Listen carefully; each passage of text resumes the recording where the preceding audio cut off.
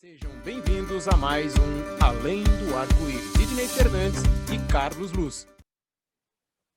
Olá, amiga. Olá, amigo ouvinte. Sejam bem-vindos. Aqui estamos para mais um Além do Arco-Íris, com reflexões em torno da doutrina espírita.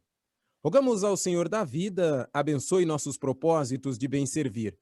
Estaremos hoje apresentando questões sobre o Espiritismo, procurando tirar dúvidas dos ouvintes, dando respostas às perguntas levantadas que constam de nossos e-mails.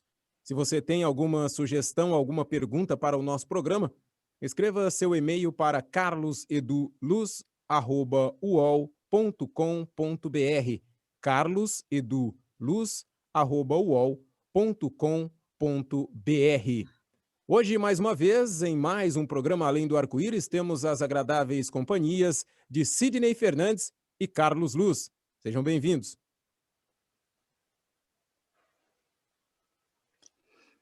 Alô, amigos. Iniciamos então esse Pinga-Fogo com Sidney Fernandes, passando a nós a sua experiência, o seu conhecimento como escritor espírita e como palestrante. São questões enviadas pelos ouvintes que nos chegam e que foram anotadas e que o Sidney nos orientará.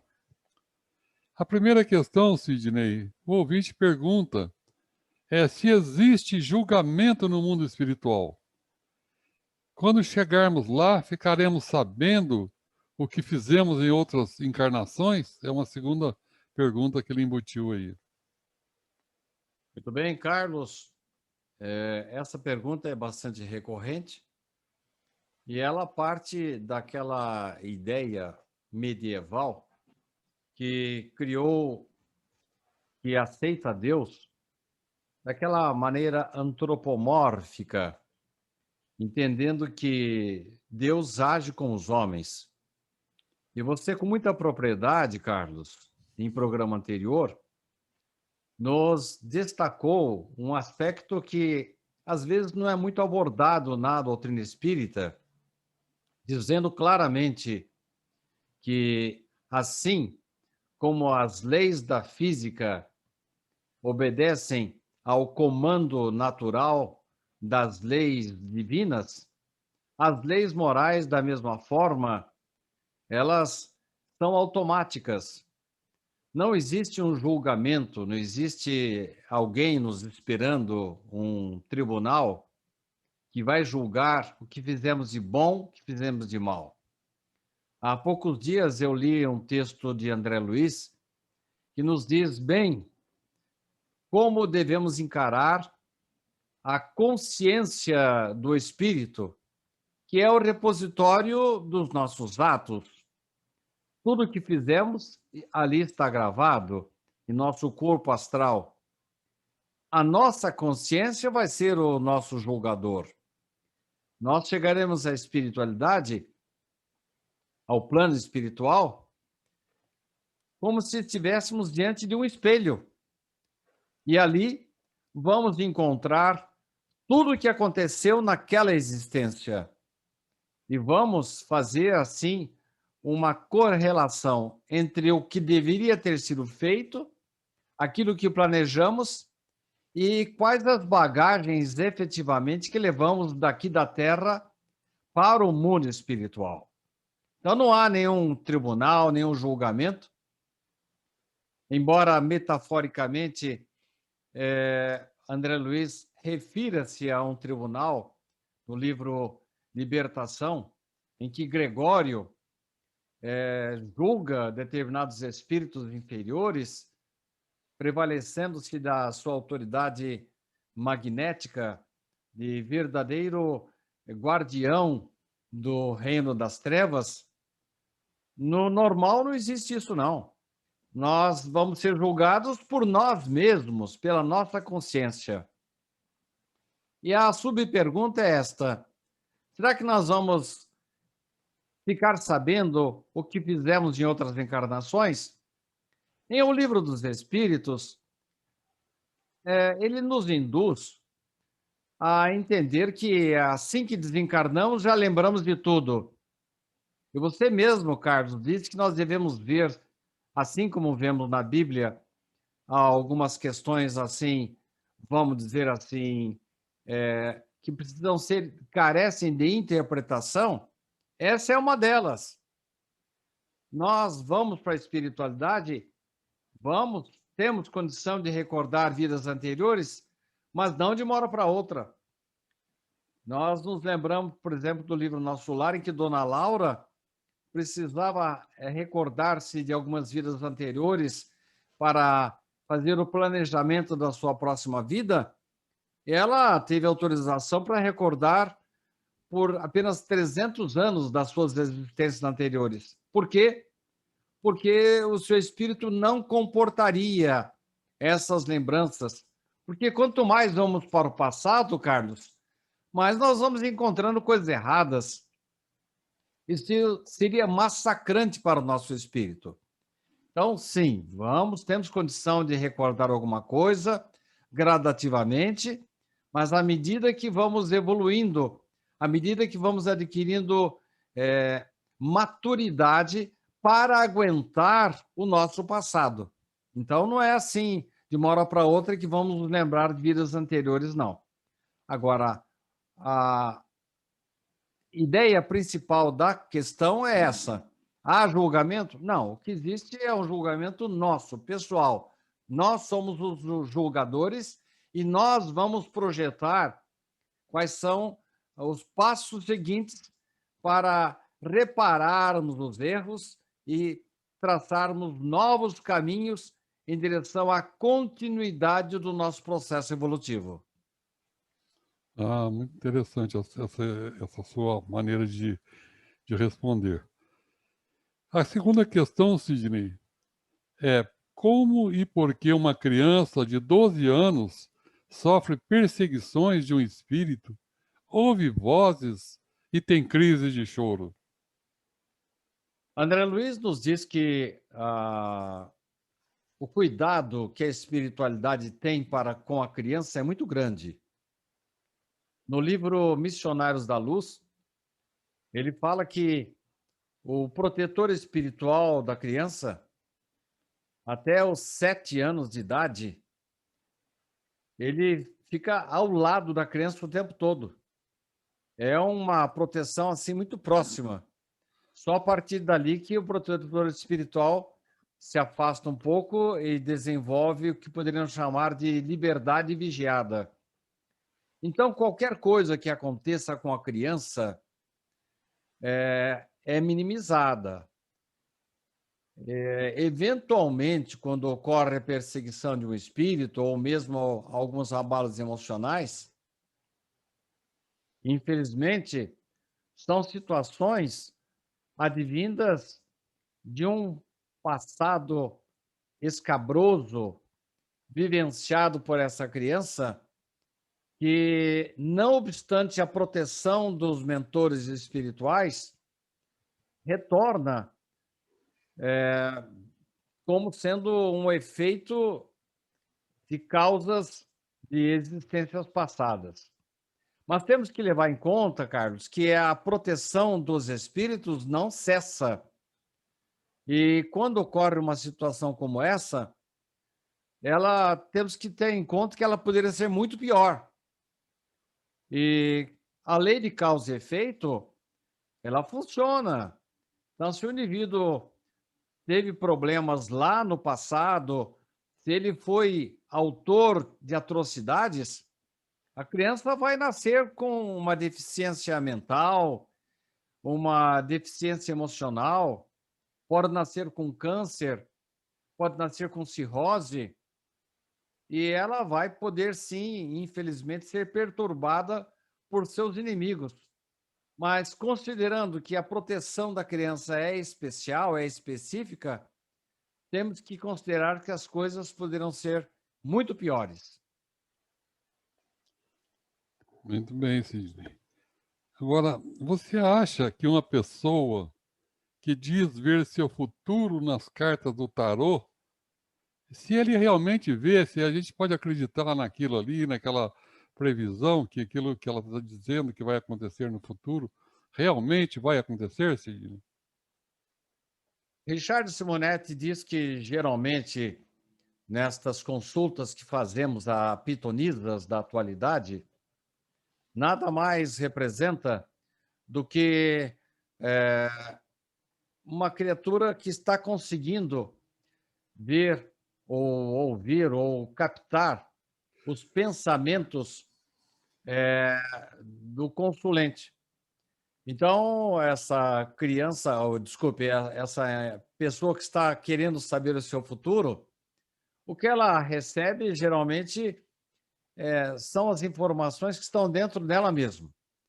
Agora, não podemos descartar totalmente a possibilidade de, às vezes, quando a espiritualidade assim julga conveniente, através de uma sensitiva, de uma médium, o indivíduo ser alertado com relação a fatos que possam ocorrer no seu futuro. Não se trata propriamente, Carlos, de desvendar o futuro, mas são advertências. E, geralmente, essas adivinhas, essas pitonisas da atualidade, elas não são muito bem assistidas, né? Porque trata-se de assuntos terra a terra, então não são espíritos superiores que estão ali. O que eu quero dizer? Porque o futuro a Deus pertence. E algumas coisas do futuro, pelo posicionamento do espírito superior, ele pode, como diz, nós temos nas obras básicas algumas notícias, eventualmente antever algo que pode vir a acontecer. Assim como uma pessoa que está no alto de uma montanha, vendo uma pessoa que está começando a atravessar um deserto, lá de cima ela vê, se o indivíduo pegar o caminho da esquerda, ele vai para um oásis. Se for para a direita, poderá ser vítima de um assalto. Se for no caminho reto, ele vai chegar no seu destino. Então, é uma visão privilegiada de espíritos superiores. Agora, daí dizer que a pessoa vai receber essas informações, vai conhecer o seu futuro, é uma distância grande. Porque os espíritos superiores, os nossos mentores, somente nos fazem revelações que são úteis, que nos tragam algum proveito. Então, nem sempre, ou melhor, quase sempre, o futuro não pode ser revelado. É interessante, né, Sidney, que o futuro a gente pode pensar como, às vezes, a pessoa que tem evidência, ela tem lampejos de situações que acontecerão no futuro, mas que são sempre probabilidades, como você disse, né? Futuro a Deus pertence. A gente nunca deve tomar isso como sendo uma referência certa, que aquilo falou, vai Absoluta, né? acontecer, falou e disse, né? Falou e Bem, vai Carlos. acontecer. Né? E A outra gente... coisa, né? O futuro a Deus pertence, mas quem está construindo o nosso futuro somos nós mesmos, né? Através do Exato. pensamento, atitude, do que fazemos da vida. Você mesmo falou num programa anterior aí das consequências do indivíduo que não respeita o planeta e não respeita o seu próprio corpo. Ele vai ter que aguentar as consequências dos seus atos. E uma outra coisa que a gente pode considerar também é que a pessoa que está querendo levantar, vamos imaginar que existe uma programação que a pessoa fez quando vai reencarnar, para ela passar por determinadas dificuldades. Se ela quiser saber o que está acontecendo, existe um véu cobrindo essa programação por nossa necessidade evolutiva. Seria, usando outra vez uma metáfora, um aluno que quer saber o que vai cair na prova, vai lá de noite na escola, invade a sala do professor e vai ver na prova o que vai cair. Aquilo para ela, como um aluno na escola, vai ser péssimo, porque ela devia estar se preocupando em estudar e ter conhecimento, né?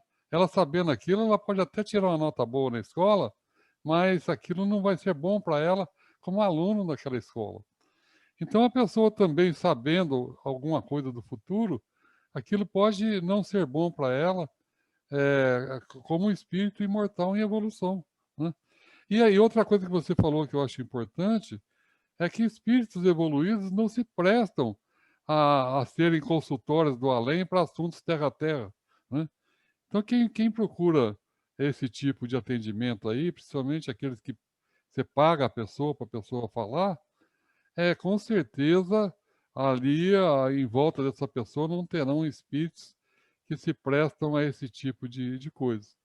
Então, conclusão, a pessoa, se quiser comunicação com o mundo espiritual, procure a casa espírita. E o motivo dessa comunicação tem que ser um motivo ou de estudo científico ou de caridade, né? Para auxiliar ou o espírito ou para auxiliar alguém encarnado. Saindo dessas duas coisas, procurar contato com o mundo espiritual para fim de brincadeira, para fim de joguinhos, de diversão, é, pode acontecer de gerar processos obsessivos, né? Como a questão do copo, questão de consultar tarô, essas coisas, além do que a pessoa pode ser vítima de exploradores, de pessoas que vão usar que ela acreditar nisso ou naquilo, possa ser explorada em termos financeiros. Então, conclusão, ficar fora disso, né? Bem, Se Carlos, quiser tem saber de espírito, né? outro aspecto aí que temos que considerar também, né? Isso não quer dizer que quando tenhamos méritos, que estendamos nossas antenas espirituais para os nossos protetores, que eventualmente não recebamos a dádiva do pressentimento. Isso também é possível, desde que seja realmente favorável para a nossa economia espiritual. Exatamente. Ô, Sidney, a outra questão, ao reencarnarmos, o esquecimento dos nossos erros não seria uma injustiça? Aí vem a subpergunta, pois estaríamos pagando, entre aspas, por uma coisa da qual não nos lembramos? Qual que é o pior, Carlos? É a gente estar sujeito às consequências de algo de que não nos lembramos ou nós estarmos pagando por uma dívida que não cometemos? O pior é pagar por uma dívida que não cometemos, né, Sidney? Na verdade, Carlos, quando a pessoa tem consciência, quando ela está, no mais das vezes, não num trabalho de expiação, mas de provação, ela está sofrendo, está passando por uma situação difícil e, usando a sua terminologia, ela está pagando uma conta, ela não se lembra de quando ela adquiriu essa dívida, mas ela sabe que está merecendo passar por aquela situação. Devo, não nego, mas pagarei quando e como puder. Então, na verdade, a pessoa que está passando por uma situação difícil, ela tem que se revestir da chamada resignação. Nós vemos vários casos aí de criaturas sofrendo os mesmos males, as mesmas dores. Algumas são revoltadas, elas reclamam de Deus, se declaram injustiçadas, e outra que está passando pela situação idêntica, ela, no seu íntimo, ela não se lembra de quando que ela errou, mas sabe que ela deve e aceita aquela situação como parte da sua programação reencarnatória. Ótima resposta. O outro ouvinte diz: tenho calafrios, tremedeiras e angústias toda vez que algo ruim vai acontecer. Também sinto angústia quando certas pessoas chegam perto de mim, mas faço uma oração e esse desconforto passa. Qual a explicação? Bem, Carlos, a explicação está na própria pergunta, né? Nós todos temos um grau de sensibilidade, algumas com maior, outra com menor grau. O importante é que nós nos apeguemos às coisas positivas e aí vamos adquirir forças para superar esses efeitos colaterais da incerteza, do medo, o calafrio, a tremedeira, a angústia, eles são dissipados quando eu me apego a Deus, ao bem, à oração, à religião. Então, o melhor meio de eu encontrar antídotos em relação a essas situações constrangedoras e desagradáveis é eu me apegar ao bem, é eu fazer da vida um investimento constante. Isto é, quando eu me apego à situação da empatia, quando eu me torno solidário, eu esqueço um pouco de mim mesmo, saio da minha zona de conforto, automaticamente eu estou atraindo proteção, um anel de proteção. E aí, essa situação aí descrita por você, elas nem acontecem ou passam assim rapidamente e a gente já supera. Outro ouvinte diz que muito se fala no Espiritismo sobre a obsessão espiritual e seu tratamento. Porém, sabemos que a mente humana é algo complexa e muitas vezes traiçoeira, fazendo a pessoa crer que está sob o assédio de espíritos, quando na realidade é tudo fruto de sua própria mente. Gostaria então que falasse um pouco sobre a auto-obsessão, formas, pensamentos e vícios mentais negativos. Em primeiro lugar, Carlos, a obsessão, seja ela no nível mais simples, da obsessão simples, ou a fascinação à subjugação, verdadeiro império de alguns espíritos sobre a nossa mente, qualquer tipo de subjugação, seja ela um vampirismo ou simplesmente um incômodo, tudo surge dos seus vícios mentais negativos. O começo é por aí mesmo. Quando você dá a brecha, o espírito ele entra por ali. Há situações criadas por nós mesmos? Sim. Quando nos afastamos das coisas de Deus, quando nós nos desequilibramos, já diz o ditado dos nossos avós, né? A mente vazia é forja para o demônio. Então, quando nós permitimos que as coisas negativas se aproximem de nós, vem automaticamente o mal-estar. E por aí, como diria Divaldo Franco, o espírito que quer nos perturbar ou nos prejudicar, ele fica de olho, como se fosse um gato à espreita do rato. Quando ele erra, abre uma brecha, ele entra por aquele elo que está mais fraco. Então, nós temos que nos apegar ao bem, ao equilíbrio, praticar exercícios, o exercício tanto da bondade como o exercício físico. E aí não haverá possibilidade nenhuma de acesso da parte dos espíritos. Bem, Carlos, eu sei que você tem mais perguntas aí, mas o nosso tempo se esgotou. Eu guardo aí para o nosso próximo programa. E eu agora devolvo para o Theo Oliveira para encerrar mais um programa Além do Arco-Íris. Muito obrigado, Carlos. Um grande abraço.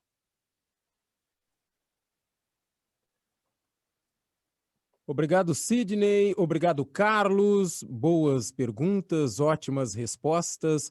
Pedimos que o amor infinito de Deus, a paz de Jesus e a sintonia com os bons espíritos estejam sempre conosco. Muito obrigado pela presença até aqui no nosso programa e estejam conosco no próximo programa Além do Arco-Íris. Fiquem todos bem e até lá. Sejam bem-vindos a mais um Além do Arco-Íris. Sidney Fernandes e Carlos Luz.